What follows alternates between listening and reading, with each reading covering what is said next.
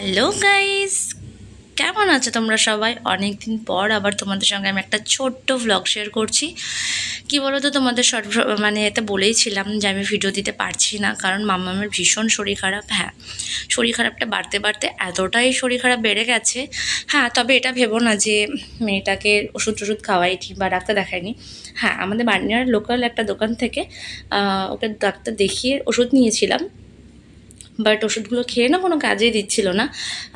উপরন্ত ওর ভীষণ শরীরটা খারাপ হয়ে গেছিলো। আর এই দেখো আমরা এখন ওকে ওই কাল রাত থেকে, মানে রবিবার রাত থেকে ওর ভীষণ জ্বর ছিল আর কি, যার জন্য ভীষণ ভয় লাগছিলো ওকে নিয়ে।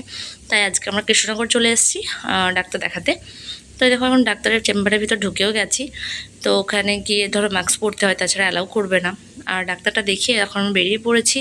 এখন এখান থেকে ওষুধটা নিয়ে আমরা সোজা বাড়ি চলে যাব।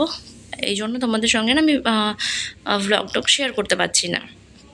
কেন, এতটাই শরীর খারাপ না, মাম্মাম আমাকে ছাড়ছেই না। আর আমি একটু তেহটতেও আছি, কারণ এতটাই শরীর খারাপ ওকেও না আমি একা রাখতে পারছি না। মানে এতটাই শরীর খারাপ যে ও না খেতে পারছে না, ঘুমাতে পারছে না কিছু। যাই হোক, দেখছো কতটা শরীর খারাপ। তো এখন তা একটু বেটার আছে। সেদিনকে তো খুবই খারাপ ছিল, রবিবারটা খুবই খারাপ ছিল, সারাদিন জ্বর ছিল। আর বাচ্চার কিছু হলে না একদমই ভালো লাগে না, ওকে নিয়ে তো সব কিছু। যাই হোক, আমাদের খুব খিদেও পেয়ে গেছিলো, তাই এখন বেথুয়াতে দাঁড়িয়ে একটু বিরিয়ানি খেয়ে নিলাম। ভেবেছিলাম ভাতই খাবো, তারপর অন্তু বললো না চলো একটু বিরিয়ানি খাই।